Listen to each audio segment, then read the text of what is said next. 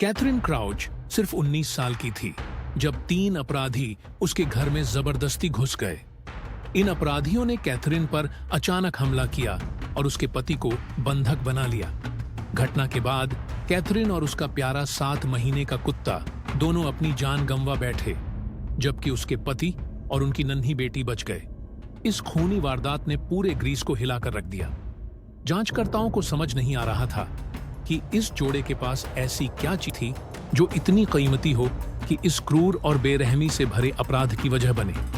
लेकिन बाद में पता चला कि इस कहानी में बहुत कुछ ऐसा है जो आम नजरों से छुपा हुआ था। जांचकर्ताओं और अभियोजकों ने जल्दी ही ऐसे सबूत इकट्ठे किए जिनकी किसी ने कल्पना भी नहीं की थी, जिसके चलते एक व्यक्ति को उम्र कैद की सजा सुनाई गई।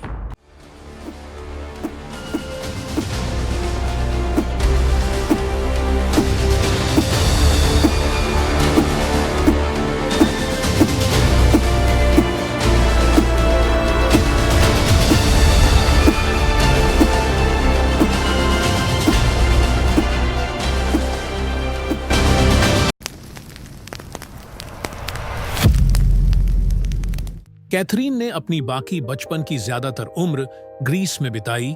वहां की पारंपरिक रीति रिवाजों के अनुसार पली बढ़ी और ग्रीक संस्कृति में घुल मिल गई। कैथरीन के पिता रिटायर्ड इंजीनियर थे जो तेल और गैस कंपनियों के साथ काम करते थे, जिससे पता चलता है कि परिवार की आमदनी अच्छी थी। कुछ तस्वीरें देखकर लगता है कि उनका जीवन आरामदायक था, और यही बात आगे की घटनाओं को अजीब बनाती है। हम में से ज्यादातर को 2 बातें पता हैं। पहली ये कि प्यार की कोई उम्र नहीं होती, ये एक आम सच है।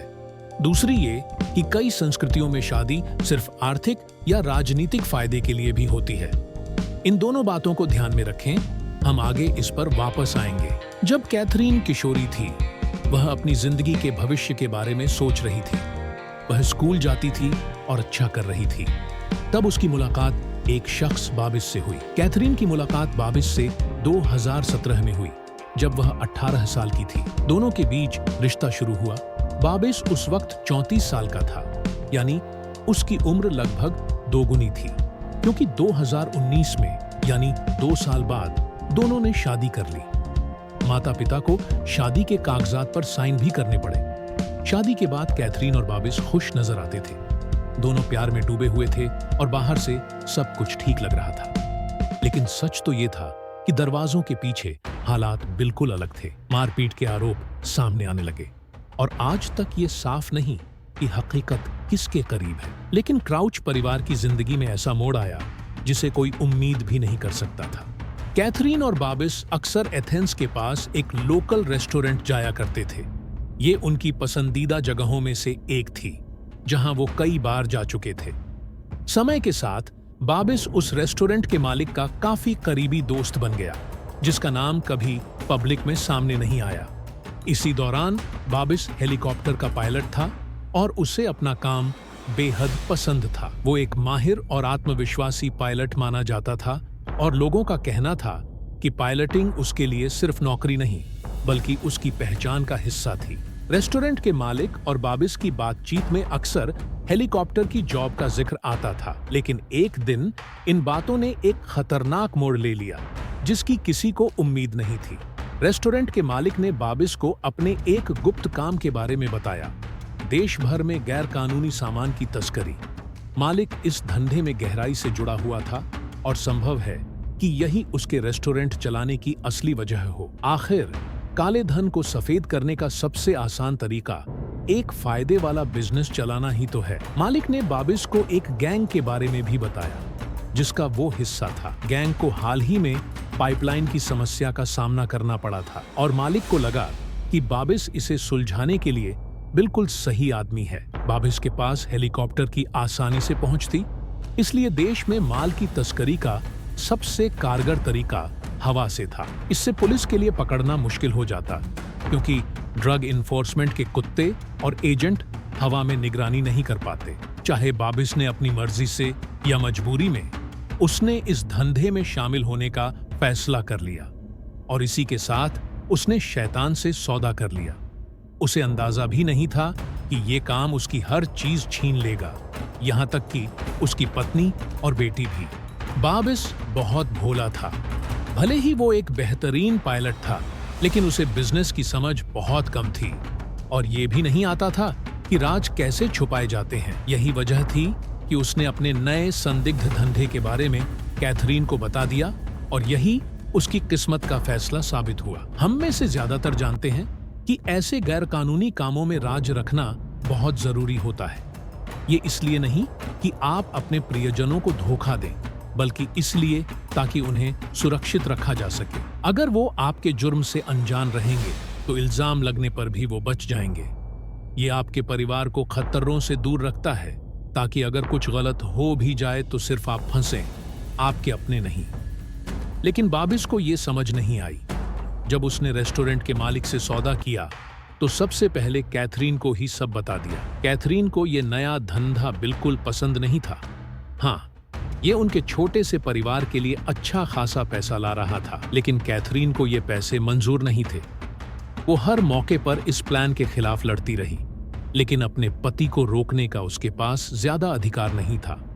उससे भी बुरी बात ये थी कि वो उसके नए बॉस को रोक ही नहीं सकती थी। जब कैथरीन ने महसूस किया कि उसकी बातों का बाबिस पर कोई असर नहीं हो रहा, तो उसने बाबिस को छोड़ देने की धमकी दी।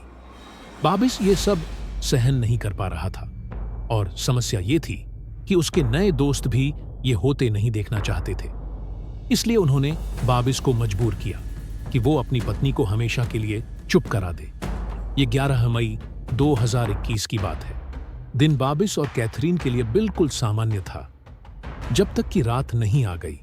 रात के किसी समय 3 हथियारबंद डाकू उनके घर में घुस आए, जहां उस वक्त कैथरीन, बाबिस, उनका 7 महीने का हस्की कुत्ता और उनकी नन्ही बेटी लीडिया मौजूद थे।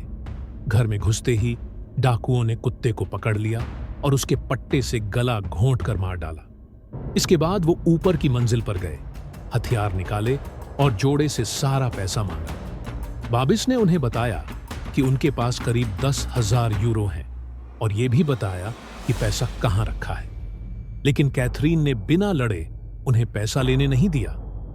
कैथरीन मार्शल आर्ट्स में ट्रेनिंग ले चुकी थी और उसने डाकुओं से मुकाबला शुरू कर दिया। लेकिन जब उन्होंने उसकी ये प्रतिरोध देखा तो उन्होंने छोटी लीडिया को नुकसान पहुंचाने की धमकी दी। गैंग के लीडर ने धमकी देकर कैथरीन को काबू में किया, फिर उसका दम घोंटकर उसकी जान ले ली और उसे उनके बिस्तर पर छोड़कर भाग निकला। दूसरी तरफ बाबिस को बांधकर उसका मुंह बंद कर दिया गया और कुछ देर बाद वो बेहोश हो गया। ये घटना लगभग सुबह 4:30 पर हुई और जब बाबिस होश में आया तो उसने खुद को खोलकर पुलिस को बुलाया। पुलिस के आने पर शुरू में सब कुछ बाबिस की बताई कहानी के मुताबिक लगा, लेकिन जब उन्होंने घर के सिक्योरिटी कैमरों की जांच की तो पता चला कि डाकू एसडी कार्ड चुरा ले गए थे। इस वजह से बिखरे हुए घर और भयानक वारदात के सिवा कोई सबूत नहीं बचा।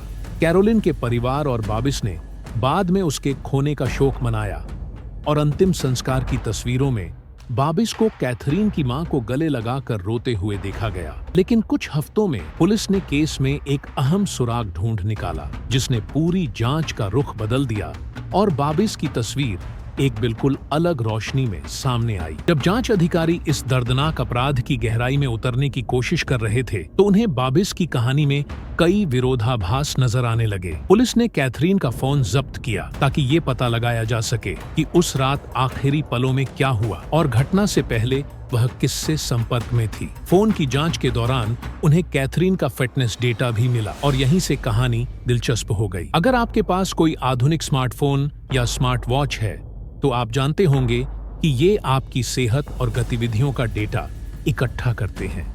ज्यादातर लोग इसे सिर्फ लोकेशन डेटा मानते हैं, लेकिन अगर आपके पास एप्पल वॉच जैसी स्मार्ट वॉच है तो ये आपके दिल की धड़कन, शारीरिक गतिविधियां और कई बार तापमान या सेहत से जुड़ी और भी जानकारी रिकॉर्ड करती है।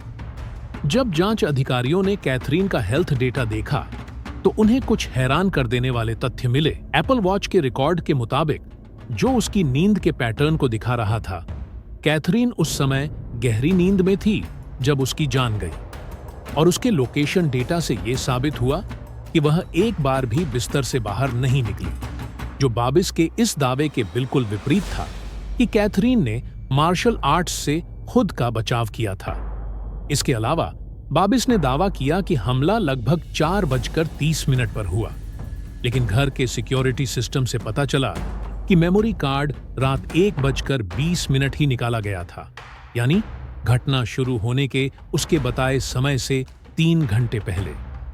कैथरीन की एप्पल वॉच ने यह भी दिखाया कि उसका दिल सुबह 4:20 पर रुक गया, जो बाबिस की बताई टाइमलाइन से बिल्कुल मेल नहीं खाता। इन सभी सबूतों को देखते हुए पुलिस का मानना है कि 1:20 से 4:20 के बीच बाबिस ने अपराध का पूरा सीन तैयार किया। उनका मानना है कि इस दौरान बाबिस ने कैथरीन को मारने की कई कोशिशें की और साथ ही ऐसे सबूत छोड़े जिससे ये लगे कि ये बस एक आम डकैती थी। लेकिन सबसे बड़ा सवाल ये है, क्यों? यही असली पेच है। अलग अलग लोग अलग जवाब देते हैं। ये इस बात पर निर्भर करता है कि आप किस कहानी पर यकीन करते हैं। क्या सच में बाबिस को किसी खतरनाक गैंग के सदस्य ने धमकाया था? अगर हां, तो शायद उसने अपनी पत्नी की जान इसीलिए ली क्योंकि उसे मजबूर किया गया था। क्या कैथरीन ने सच में बाबिस के स्मगलिंग धंधे का पता लगाकर उसे छोड़ने की धमकी दी, जिससे बाबिस गुस्से में आ गया? ये भी मुमकिन है। लेकिन हाल ही में कोर्ट में बाबिस ने दावा किया है कि उनकी शादी में शारीरिक हिंसा होती थी। उसका कहना है कि कैथरीन ने कई बार उसे पीटा और वह इतना थक गया कि उसने कैथरीन को उसके ही तकिए से दम घोंटकर मार दिया।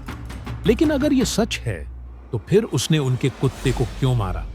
ये बात कुछ ज्यादा ही लगती है। अगर आप मेरी निजी राय पूछें, तो मुझे लगता है कि ये आदमी एक ठंडे दिल का कातिल है।